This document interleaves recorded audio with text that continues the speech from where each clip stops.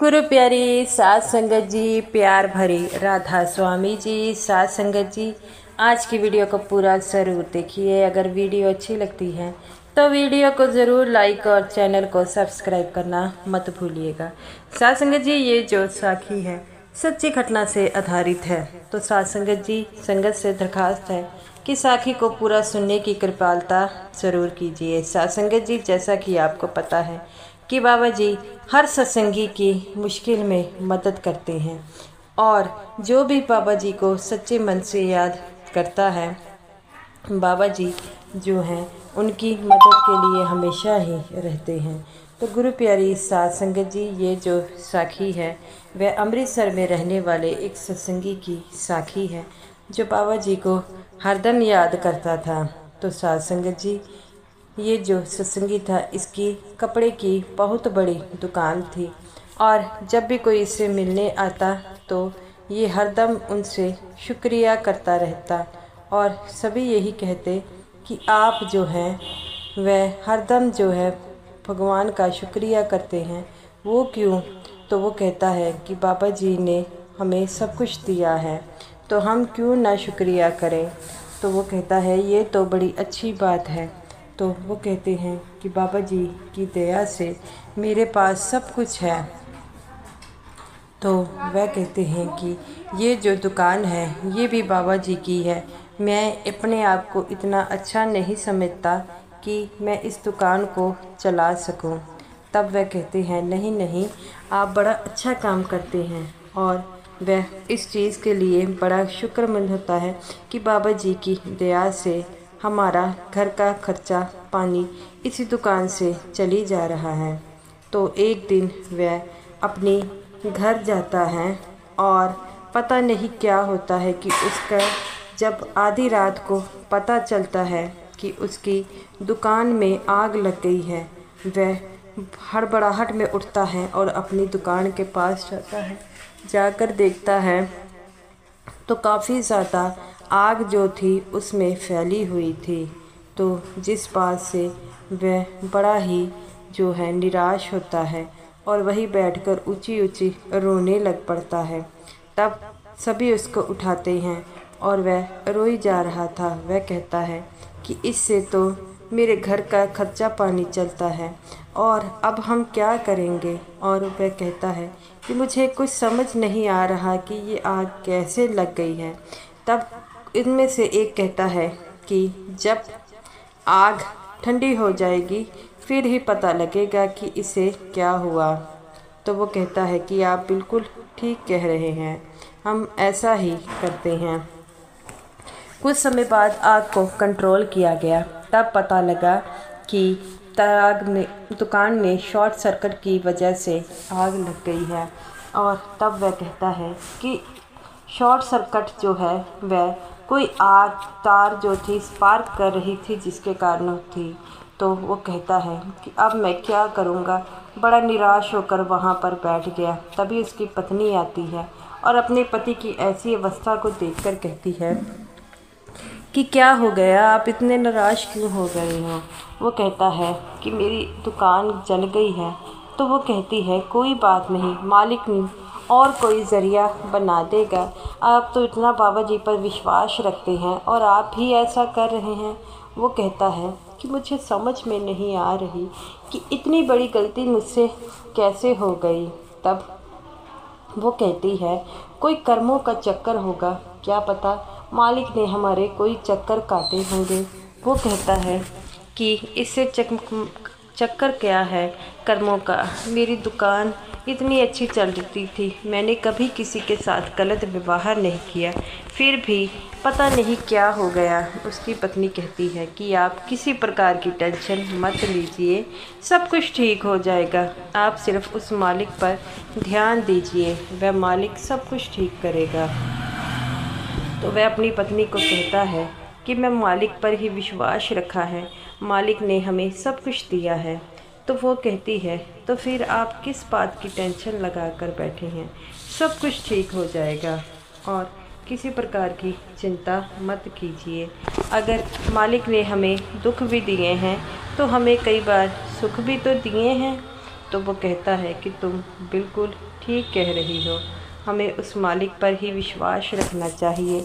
और वे दोनों पति पत्नी घर जाते हैं और बाबा जी की फ़ोटो के आगे जो है खड़े हो जाते हैं और कहते हैं, मालिक, हमारे पता नहीं किस कर्मों के जो है आपने ये कर्म काटे हैं, हमें इस बात की समझ नहीं है, लेकिन हम इतना ज़रूर जानते हैं कि अगर इसमें आपने कुछ किया है तो हमें इतने दुख दिखाए हैं, तो कोई ना कोई कर्मों का चक्कर ज़रूर होगा जिसके कारण आपने हमें ये दुख दिखाए हैं।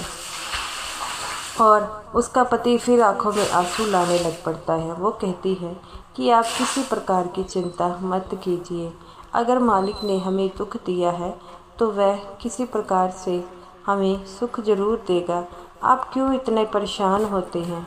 और उतना कहते ही वह दोनों पति पत्नी जो थे वह बाबा जी की फ़ोटो के आगे नमस्कार कर कर अपने कामों में लग जाते हैं। और वह दोनों यही बातें सोचते हैं कि अब हम क्या करें, हमें क्या करना चाहिए। तो उसकी पत्नी कहती है कि आप दुकान में आग ठंडी हो गई है, आप देखना था कि कौन सा सामान जला है और कौन सा रह गया है। वो कहता है तकरीबन सारा ही जल गया है। वो कहती है आपने अंदर जाकर चेक किया?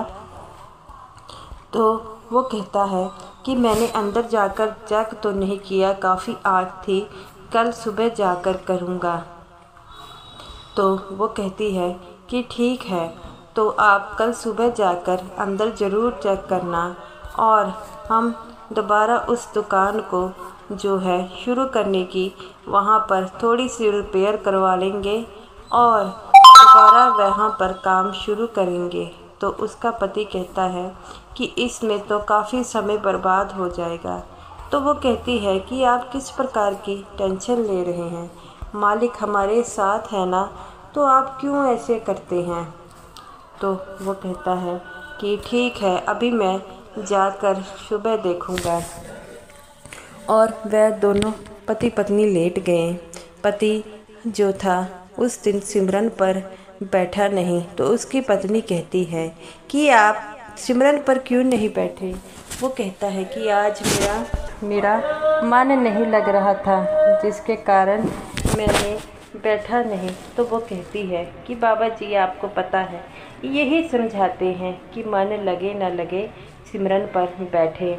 जब वह सिमरन पर बैठा 5 मिनट ही बैठा, तो उसने देखा कि उसकी जो है बाबा जी दिखाई दे रहे हैं। तब वह सिमरन पर उठा नहीं और वो देखता है कि बाबा जी उसे दिखा रहे हैं कि जो तुम्हारी दुकान जली है, इसके बदले तुम्हारा घर जल जाना था और तुम सबके मौत हो जानी थी, लेकिन उसके बदले मैंने तुम्हारी दुकान को आग लगा दी है और दुकान में भी तुम्हारा सारा सामान नहीं जला, और जो कीमती सामान है, जो कीमती कपड़े हैं, वह अब भी हैं और इतना नुकसान नहीं हुआ।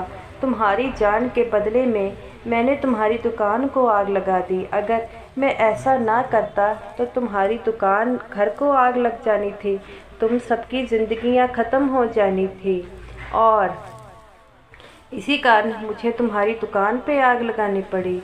और वह सिमरन पर बैठा रहा। 10 मिनट बाद उठा तो वह ऊंची ऊंची रोने लग पड़ा। उसकी पत्नी कहती है कि क्या हो गया, अब आप क्यों रो रहे हैं। तब वह अपनी पत्नी को बताता है कि जब मैं सिमरन पर बैठा 5 मिनट बाद बैठा तो मैंने देखा कि बाबा जी हैं। तो वह कहती है कि सच में बाबा जी आपके सिमरन करते समय आए थे। वो कहता है हाँ, और बाबा जी ने मुझे एक बात बताई। वो कहती है क्या। वो कहता है कि बाबा जी कहते थे कि ये जो तुम्हारी दुकान जलनी है, इसके बदले तुम्हारा घर जल जाना था और तुम सबकी मौत हो जानी थी, लेकिन मैंने, तुम सिमरन करते हो, इतनी सेवा करते हो, इसके बदले में मैंने तुम्हारी दुकान को जला दिया और तुम्हारे कर्मों को काट दिया है। तो ये बात सुनकर उसकी बीवी भी जो थी वह बड़ा रोती है और कहती है कि और आप कह रहे थे बाबा जी हमारा बुरा करेंगे, बाबा जी हमारा बुरा नहीं करते हैं और कर्मों का चक्कर जो है वो आपको भी पता है, कर्मों के चक्कर से कोई नहीं बच पाता। और वह कहती है कि और क्या कहा बाबा जी ने। वो कहते हैं कि बाबा जी ने कहा है कि तुम्हारा सारा सामान नहीं चला, जो महंगा महंगा सामान था वो एक साइड पर अब भी पड़ा है, और जो तुम नया सामान लेकर आ रहे थे ये जो है वो पुराना सामान जला है। तो वो कहती है मैंने आपसे कहा था ना कि दुकान में जाकर देखें, और कल फिर हम दुकान में जाएंगे, अब किसी प्रकार की चिंता मत लीजिए, बाबा जी का नाम लें और सिमरन पर बैठ जाएं। तब वह कहता है कि मुझे बाबा जी पर पूरा यकीन हो गया कि बाबा जी हमारा कभी नुकसान नहीं कर सकते। तो वो कहती है कि मैंने तो आपसे पहले ही कहा था, लेकिन आप इन बातों को मानते कहाँ हैं। तो वो कहता है कि मुझसे बहुत बड़ी भूल हो गई थी और मुझे अपनी गलती के लिए पछतावा है, और मैं तुमसे भी माफ़ी मांगता हूँ कि मैंने बाबा जी पर जो है वो विश्वास नहीं किया। तो वो कहती है आप किसी प्रकार की चिंता मत लगाइए, बाबा जी सब कुछ ठीक कर देंगे। वो कहता है कि हाँ तुम सब कुछ ठीक कहती हो, बाबा जी सब कुछ ठीक कर देंगे, और बाबा जी पर हमेशा विश्वास बनाए रखना। वो कहती है अब आप सो जाएं। सुबह वह दुकान पर दोनों पति पत्नी जाते हैं और देखते हैं कि जैसे जैसे उन्होंने बाबा जी ने उन्हें बताया था वैसा ही ठीक सब कुछ था। वो इस बात को देखकर फिर से रोने लग पड़ते हैं और कहते हैं कि सच्चे पातशाह को हमारी कितनी फ़िक्र है। हम समझते हैं कि बाबा जी हमारी चिंता नहीं करते, लेकिन हम गलत होते हैं। बाबा जी हमेशा ही हमारे हाथ दम हैं। हमें तो बाबा जी का हर बात के लिए शुक्रिया करना होगा। और वह दोनों पति पत्नी अपने सामान को देखते हैं, और जो नुकसान हुआ था वह इतना ज़्यादा नहीं था, कुछ ही चीज़ों का नुकसान हुआ था। और वह पत्नी अपने पति से कहती है कि आप रिपेयर वालों को सतह पर बुलाइए, हम दुकान में रिपेयर करते हैं और फिर बाबा जी का नाम लेकर फिर से दुकान शुरू करते हैं। तो वो उसका पति कहता है तो बिल्कुल ठीक कहती है, हम सत्संगी होकर अपने बाबा जी पर अपने विश्वास को खो देते हैं, लेकिन बाबा जी हमेशा ही हमारा साथ देते हैं, और बाबा जी से वह इस बात के लिए माफ़ी मांगता है। तो वो कहती है कि बाबा जी ने आपको माफ़ कर दिया होगा। उसकी पति कहता है तुम्हें कैसे। वो कहती है कि भला एक बात अपने बच्चों से कितनी देर तक जो है माँ नाराज़ रह सकता है, और किसी प्रकार की चिंता मत कीजिए। वह दोनों पति पत्नी ने बाबा जी का नाम लेकर फिर से काम शुरू कर दिया, और धीरे धीरे उनका काम फिर पटरी पर आ गया। तब उसकी पत्नी कहती है कि इसी तरह बाबा जी पर अपने विश्वास को बनाए रखें, और जब भी बाबा जी हमें कोई कष्ट या दुख देते हैं वह भी हमारा किसी न किसी तरह का कर्म काटते हैं, लेकिन हम नादान हैं, हम इन बातों को समझ नहीं पाते, हमें इनकी समझ नहीं है। तो उसका पति कहता है कि तू बिल्कुल ठीक कहती है, आज से मैं भजन सिमरन को दुगना कर दूँगा। तो उसकी पत्नी कहती है बाबा जी कहते हैं भजन सिमरन हमने अपने लिए करना है, किसी के लिए नहीं करना। अगर हम करेंगे तभी तो इस 84 के जेल खाने से बाहर निकलेंगे। ये बाहर मुखी साधनों का हमारे ऊपर असर नहीं होना चाहिए। हमें तो उस प्रीतम को पाने के लिए जो तड़प है उसे बढ़ाना होगा, तभी तो हम जीवन में आगे बढ़ पाएंगे और इस जो है जन्म मरण के चक्रों से, इस मृत्यु लोक से बाहर निकल पाएंगे। तो गुरु प्यारी साध संगत जी, ऐसे ही बड़ी साखियाँ हैं जो बाबा जी ने हमेशा ही किसी न किसी तरह अपने सत्संगियों की मदद की है। इसी तरह हमें भी बाबा जी पर हमेशा ही विश्वास रखना चाहिए। तो गुरु प्यारी साध संगत जी, ये रही मेरी आज की वीडियो। अगर वीडियो आपको अच्छी लगी हो तो वीडियो को ज़रूर लाइक कीजिएगा और स्मूल साध संगत जी को मेरी तरफ से प्यार भरी राधा स्वामी जी।